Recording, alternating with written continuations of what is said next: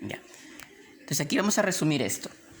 Yo te acabo de enseñar que don Fernando Silva Santisteban tiene esta siguiente clasificación, ¿verdad? Lo divide en Perú antiguo o también llamado Perú autóctono, donde los peruanos éramos libres e independientes. Entonces, a su vez, Fernando Silva Santisteban dividía a la historia del Perú en Perú autóctono y a su vez se dividía en la etapa pre-inca e inca, que están aquí. ¿Por qué pre-inca? Porque era antes de los incas. Antes de los incas, ¿no es cierto? Que a quienes tenemos ahí, a los primeros pobladores, como, ¿no es cierto?, el hombre de Paca y Casa, y también las culturas pre-incas. ¿Cuáles son las principales culturas pre-incas? Yo te he enseñado una mnemotecnia. ¿Cuál es? La mnemotecnia se llama Chapana, Motigua, Sichiín, que son las primeras sílabas de las siguientes culturas. Cha de Chavín, Pa, de Paracas, Na, de Nazca, Mo, de Mochica, Ti, de Tiahuanaco, Gua, Guarín, Guari, Si, Sicán, Sicanchi Chimú, y finalmente los incas. Son las culturas pre-incas, también llamadas altas culturas agrofredas, que es otro historiador el nombre que le puso. Después vamos a hablar de ello. Y con ello termina lo pre-inca y empieza la etapa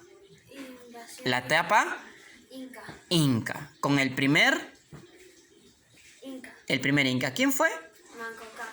En el año 1100 después de Cristo. Y la etapa inca obviamente dura de la época de los incas, desde el primer inca hasta el último, que fue Atahualpa, que fue conquistado, asesinado, capturado en el año 32. Fue capturado en el año 1532. Muere un año después, pero en este año es conquistado, derrotado, puesto prisionero por los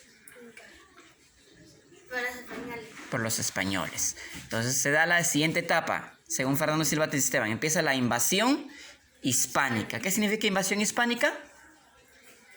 Invasión de los españoles. Nos invadieron los españoles. Primero nos descubrieron y luego conquistaron el imperio de los incas, que empieza desde que mataron al Inca Atahualpa hasta el 1542. ¿Qué pasó con los españoles en estos 10 años? Se empezaron a pelear entre ellos, ¿no es cierto? A asesinarse entre ellos por el oro, la plata, por las tierras, ¿no es cierto? Entonces el rey de España tuvo que poner orden y crea el virreinato del Perú. Empieza la siguiente etapa. Y esta etapa dura toda la época del virreinato, ¿no es cierto? Tuvieron varios virreyes, cerca de 40 en toda la historia del Perú, y hasta que los mismos indios peruanos nos trataban como esclavos y quisieron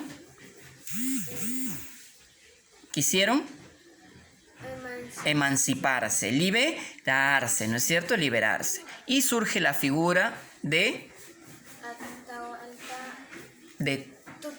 Tupac Amaru II, ¿no es cierto? Que su rebelión se dio en el año 1780. Empieza la emancipación, todos los que querían liberarse, lograr nuestra independencia, que se logró finalmente en el año 1821, por eso se celebra fiestas patrias el 28 de julio, que se proclama la independencia por don José de San Martín, el 28 de julio de 1821, ¿no es cierto?